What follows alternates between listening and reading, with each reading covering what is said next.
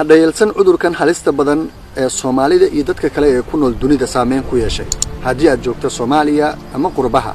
madax adeegaadu uu sabab u noqonin in qayb kamida dadkeena ee cudurkan u dhintaan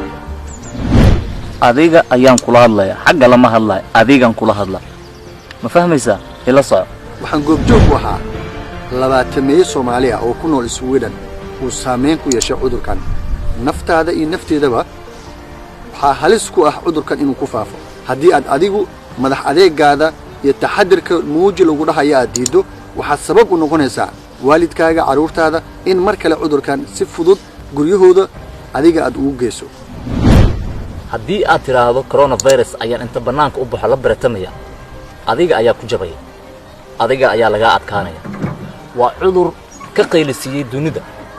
gaar ahaan wadamadii sheegin jiray in awoodda adduunka iyagu ay gacanta ku hayaan ma adigu ku daahaya waa maya haddaba talada waa qaadasho ee gurigaaga joog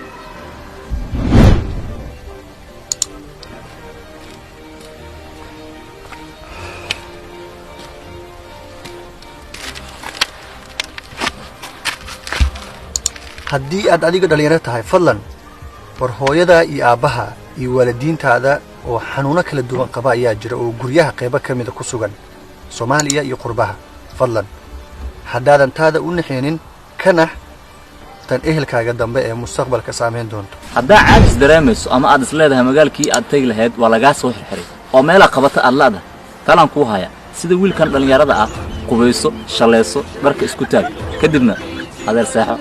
ama miya haddii gurigaaga qaybta dambe sida midkaan oo kala ee hadda aan deganahay uu wiifow ku leeyahay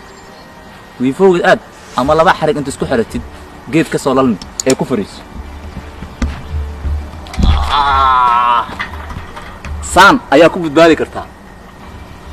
adigoo saas dhahay hadaaltan waa seexanaysaa waa xaal ka mid ah xaaladaha corona talada kooxda caafimaadka waxay leedahay qaadasho annaguna waxa baraarujinaynaa oo aan wacyi gelinaynaa dadkeenu inaan u gudbinno kooxaha caafimaadka hadalkooda qaarkood aan meel dheer gaarinin waxaan rajaynaynaa taladeena inay noqoto mid qaadasho leh bulsho badanna ay ku badbaado waad ku mahadsantihiin daawashadiina